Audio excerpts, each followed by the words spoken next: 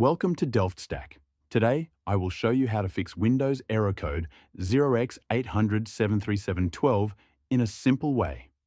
First, open your Start menu and type File Explorer. Click on it to open the window. Once it is open, look at the left side panel and scroll down until you see this PC. Click on it. Now, find the drive where Windows is installed. For most people, this is the C drive. It usually has a Windows logo on it. Double-click to open it. Inside this drive, look for a folder named Windows and open it. You may need to scroll down a bit to find it.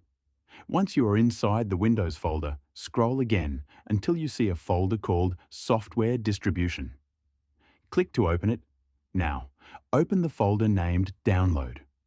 This folder contains temporary update files that may be causing the error.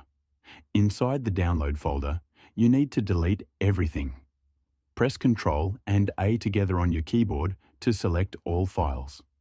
Then press the Delete key. If you see a message asking for permission, choose Do this for all current items and click Continue. Wait until all files are deleted. This may take a few seconds depending on how many files are inside. Once the folder is empty, close all windows and restart your computer. Thanks for watching.